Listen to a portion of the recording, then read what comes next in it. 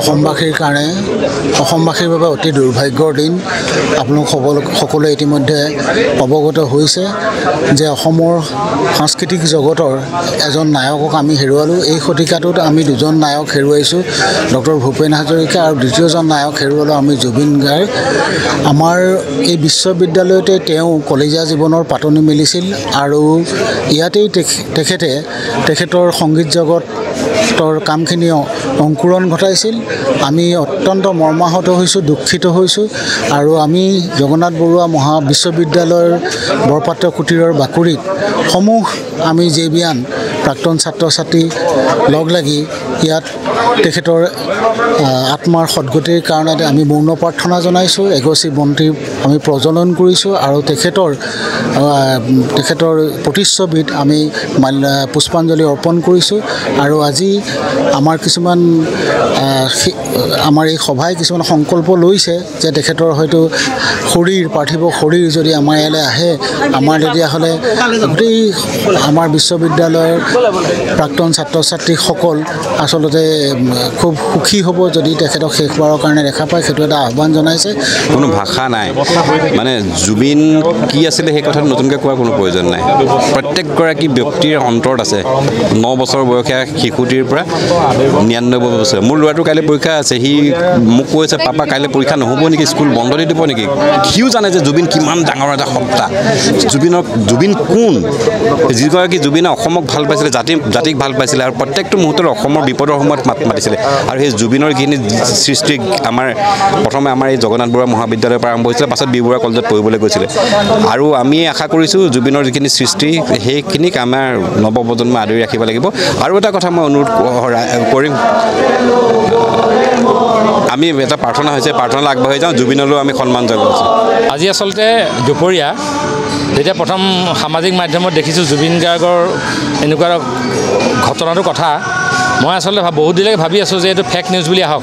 কাৰণ আগতে এনেকুৱা ধৰণৰ বহু ঘটনা হৈ গৈছে যিবিলাক সামাজিক মাধ্যমত দিয়ে, অলপ পিছত আকৌ ফেক নিউজ বুলি ডিক্লেয়াৰ কৰে।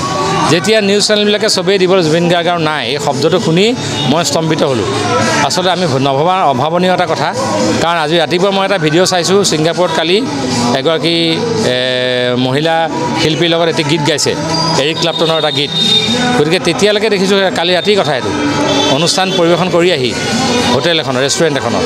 গতিকে সেইটো জুবিন গাৰ্গ হঠাৎ নাই বুলি কৰিলে কেনেকুৱা লাগিব আমাৰ? তেনেকুৱা অৱস্থা এটা হ'ল।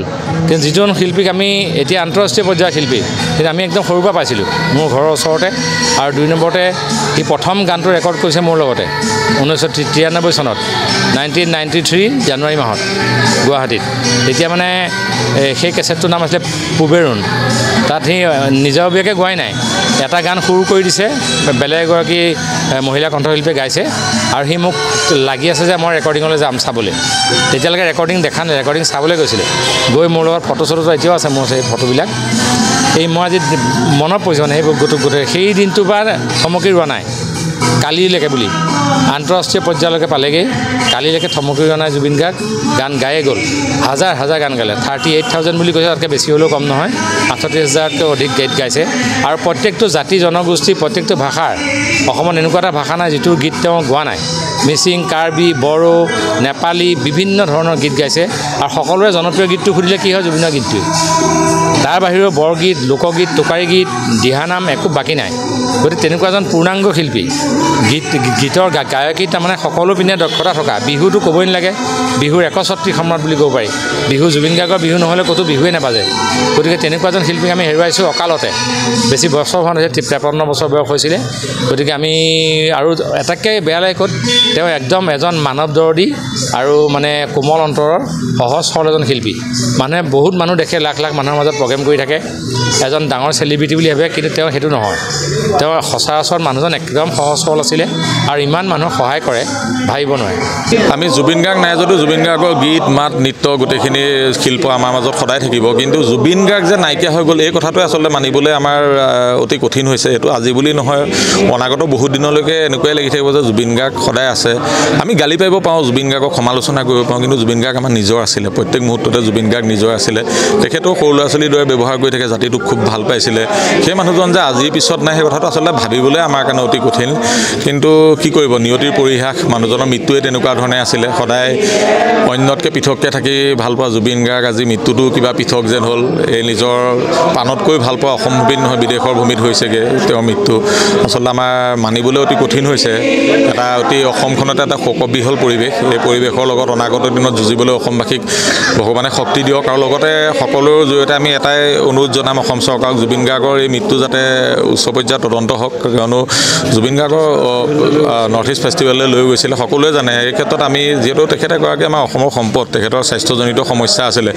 কোনোবাই এটা ব্যক্তিগত তেখেতসকলে পৰিচালিত অনুষ্ঠান নিছিলে সেইটোৱে ভালদৰে তেখেতৰ ৰখাটো দায়িত্ব আছিলে এনেকুৱা এটা দুঃসাহসিক ক্ৰিয়াৰ ক্ষেত্ৰত আগবঢ়াই দিবলৈ তেখেতৰ লগত যি মেনেজাৰ আছিলে বা যি উদ্যোক্তা মণ্ডলী আছিলে এই ক্ষেত্ৰত আমি কিছু আমাক ক'বলগীয়া আছে প্ৰথম কথা হ'ল আচলতে আজিৰ দিনটোত এই আপোনালোকৰ সন্মুখত এই কথাটো মোৰ মুখেদি ক'বলৈ মোৰ মন যোৱা নাই যে আমাৰ মাজত জুবিন গাৰ্গ নাই এই শব্দটো মোৰ মুখে উলিয়াবলৈ ইচ্ছা যোৱা নাই আৰু ইমান এজন বহল মনৰ ব্যক্তি আছিল যাৰ লগত কোনো ধৰণৰ সৰু ডাঙৰ শিল্পী বুলি কোনো বিভেদ নাছিল আৰু আমি যোৰহাটত থকাৰ পৰাই জুবিন গাৰ্গক লগ পাইছোঁ যেতিয়া জুবিন গাৰ্গে গীত নাগাইছিলে তেতিয়াৰ পৰাই লগ পাইছোঁ আৰু তেতিয়াৰ পৰাই এটা খোলা মনৰ মানুহ আছিলে কোনো বিদ্বেষ ভাৱ নাছিলে নাটকৰ মিউজিক কৰিছিলে এটা সময়ত তাৰ পিছৰ ফাললৈ মই তেওঁ গোৱা বহু গীতত মই নিজেও লিপচিং কৰিছোঁ একেলগতে চিনেমাত কাম কৰিছোঁ মানে কি ক'ম আজি আচলতে ভাবোঁ যে আমাৰ জাতিৰ বাবে ক্ষতি হৈছে আৰু সংগীত জগতৰ অপূৰণীয় ক্ষতি হৈছে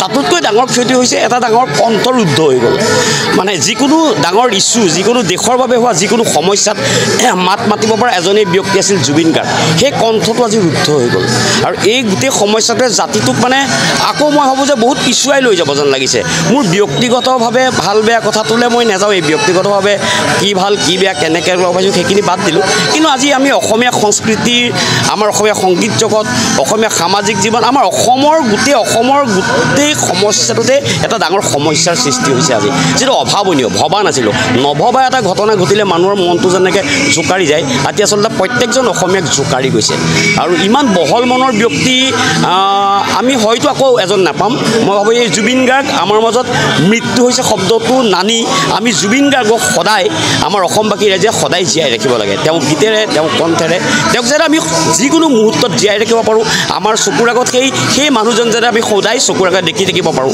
কোনো ধৰণৰ এই মৃত্যুক লৈ কোনো পলিটিক্স নোহোৱাকৈ সুন্দৰভাৱে মানুহক আমি জীয়াই ৰাখিব লাগে মই এইটোৱে কল্পনা কৰিছোঁ যিকোনো খবৰ বিজ্ঞাপনৰ বাবে যোগাযোগ কৰক 7896121996